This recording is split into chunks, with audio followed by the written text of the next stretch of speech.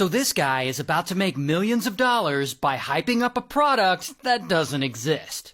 Now, like me, the guy's name is Ray, and Ray is 24, living in Miami, and bro really wants to be rich, and he's always cooking up some kind of new scheme to make that happen. Like he's stealing prescription drugs and selling them for a while. Then he and his friends borrow some money and they start a luxury car rental business. And that business does pretty well, but they're young and kind of dumb, and pretty quickly they blow through all their profits and their business fails. And that is when Ray is back to square one, and now he needs a new hustle to make money. And one day in 2017, one of Ray's friends, this guy, who we'll call Sorbet, gets a crazy idea. They want to create a debit card that lets you access your cryptocurrency. That way you can instantly buy stuff with your Bitcoin when you're like out at the store or something. And a debit card for crypto? Honestly, it's not a terrible idea. And so they're going to create a whole fake company and attach it to a cryptocurrency, like a shitcoin. However, Ray, Sorbet, and their other friend, this guy, Farkas, they have several problems with this plan. One, they know nothing about crypto, nothing about Bitcoin or anything about that space. And two, the very specific technology for a crypto debit card, it either doesn't exist or these guys just don't have access to it. Not in 2017. But whatever, these guys just want to be rich, and they're gonna do whatever it takes to make that happen. And so they come up with this whole ass scam. First, they set up a company called Centratech, completely fake and made up. They make a company website and they make themselves the employees. Here's actually a picture of the three of them all dressed up like they know what they're doing. Then, to make themselves appear more credible, they create fake LinkedIn profiles for themselves, claiming that they're all Harvard graduates. They even make up a fake CEO of this fake company. Like they literally Google the words old white guy and they find a random picture and they post that picture of that guy as the CEO. And so all of this looks legit. And now all they gotta do is promote it.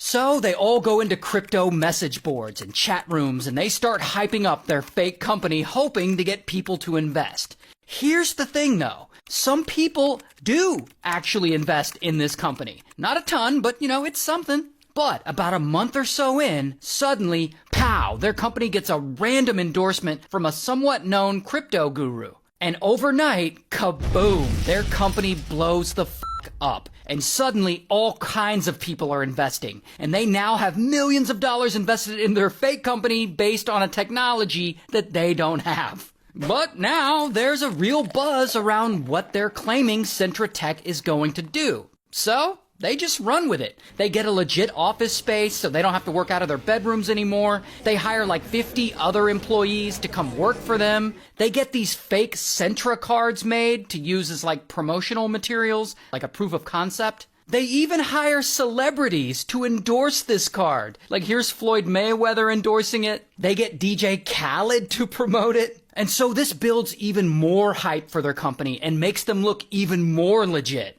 Now, what are they going to do with all this hype for their company, considering their product is fake? They're going to try and raise even more investment money. And this is where they start selling CentraCoin, their coin, to the public. And so, bam, their coin goes live. And it's selling fast because they've been generating a lot of hype. And soon, Ray and his friends have raised tens of millions of dollars. And now, with all this new money, they got to start spending it. And so Ray is out here buying new tailored suits. He's at the mall shopping every day. He gets a new luxury car. He's always like carrying around tons of cash on himself for some reason. I guess just to like show it off. Meanwhile, the guys, they're all promising their investors like, yeah, don't worry, we're gonna get these crypto debit cards out by Christmas. But again, they don't have crypto debit cards because these guys don't have the technology. But they still don't seem to care. They keep spending money because I guess they don't think they're ever going to get caught.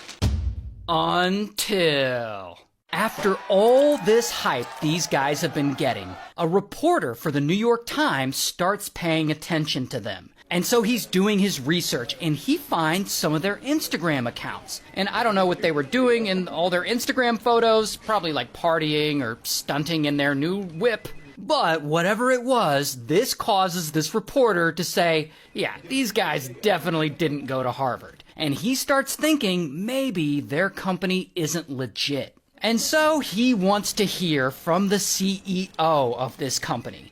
But remember, the picture of the CEO on the website is just a random photo Ray and the guys found when they Googled old white guy. And so anyway, the reporter reaches out to Ray and the guys, and he's asking them all kinds of questions. And they're like bullshitting him, and he wants to speak to the CEO. And they're making up excuses, and they're like, oh, he's busy. But with all this sudden pushback, Ray and the guys know that eventually people are going to realize their CEO is made up. And then everyone will know their whole company is a fraud. And so they decide to kill off their fake CEO and pretend that he just died in a car crash. Like they put together a whole press release saying that Michael Edwards, our talented CEO, died in a car accident. And I guess that keeps the critics at bay for a while. But now the guys have a new problem.